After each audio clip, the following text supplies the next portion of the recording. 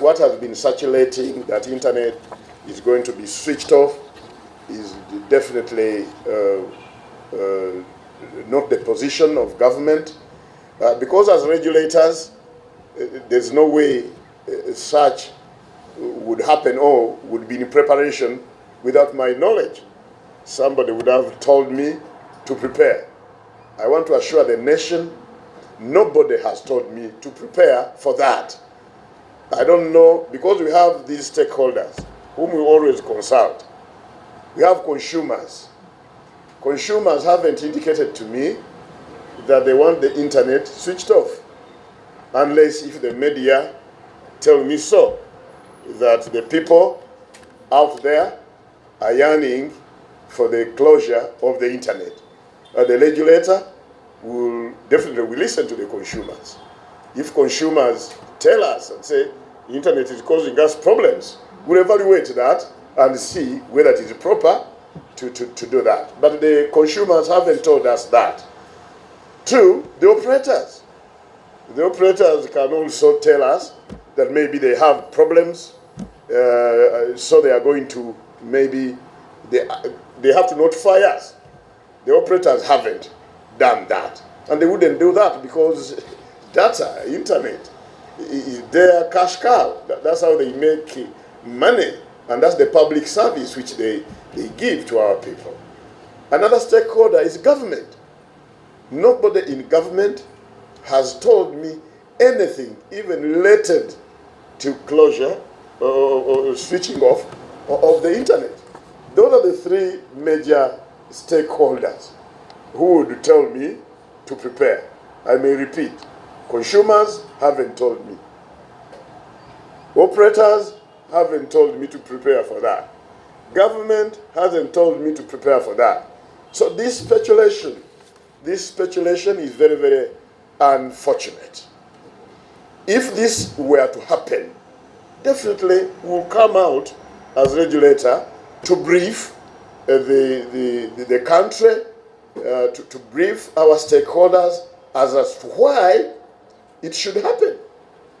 So we would appeal to the general public to stop speculation, go about your work, business as usual, like we are doing our work, business as usual, so there is no cause for alarm.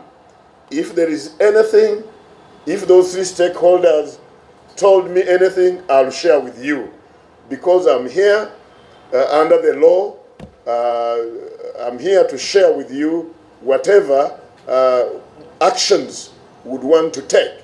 UCC is a statutory agency there to protect the consumers, to regulate the communication space, and we do it transparently with accountability to the people, with accountability to the population. There's nothing we'll do in whispers. There's nothing we'll do in hiding. If we are to take any intervention, we'll share it with the general public. So there is no reason why we should speculate on this. Another issue, Madam PS, is the issue of Starlink. I want to assure the nation that we are processing the license of Starlink. For the past 6 months or so, the UCC has been processing the license of Starlink. Processing a license is not an event, it's a process. A lot of things for public interest, which we have to ensure. We have asked them for documentation. We have asked them for clarifications. I'm happy to tell you that most of these, they are provided. So we are processing. We are processing. And as you know, the law gives the regulator only 6 days. If I was given all the documents, if all my clarification I wanted were given to me, the law gives me only 60 days in which to process a license. I have not that choice of saying I can do it after 60 days I can do it in 100 days. No, only 60 days. But that is if you've answered all my clarifications. I have to issue the license within 60 days. Starlink company knows very well how this engagement is moving. However, Madam PS and the general public, we've been seeing in the market, there have been people who have been using these Starlink terminals to get internet. And that was illegal because Starlink had to be licensed to operate in Uganda. The equipment used, the terminal, the routers, and all other such related devices have to be type approved by the Commission before usage. However, you know that there have been some people, and we have evidence to this effect, who have been receiving signals. Why? Because some of our partners in the region already have licensed Starlink. And as you know, signals respects no boundaries. But that being that, each jurisdiction has a different licensing regime. We are different countries. So there is no signal that can be allowed in Uganda if the operator is not licensed in Uganda. That's why we have to caution Starlink. We have to ask them that we see your signals, and there are some our people who are overzealous. They're already using your equipment. And you saw the response which they have done. We want to thank Starlink for being responsible. So they have geo-locked all signals in the jurisdiction of Uganda. You can't get internet. We've heard that there are some people who have global account, global roaming, and regional roaming. We are seeking clarification on this. This also must be geo-locked because Starlink has no license in Uganda. This is a normal regulatory activity. It's not because of elections. Elections are going to be there on 15th. We shall continue to do our work as regulators. Elections were not there when Starlink applied for the application. I didn't think Starlink applied to operate in Uganda because of elections. It's our normal regulatory work. It's not only Starlink who is applying to have this kind of services. As you know, there are so many other providers, OneWeb, Project Kuiper, so many satellite operators whom we shall be, whose application to operate in Uganda will be processing.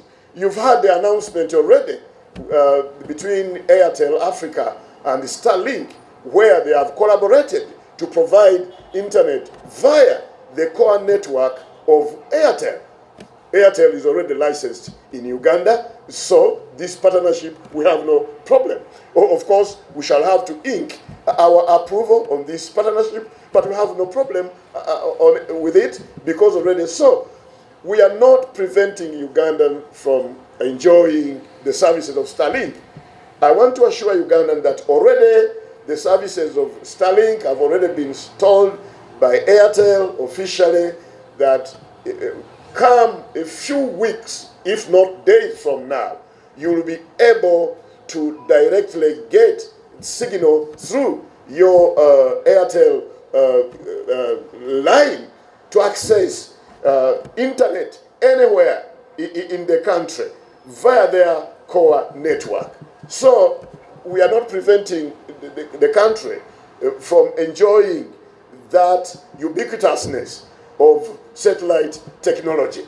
That one I wanted to clarify very well, because some people have been saying probably by delaying, and we are not delaying. I told you the law only gives me 60 days.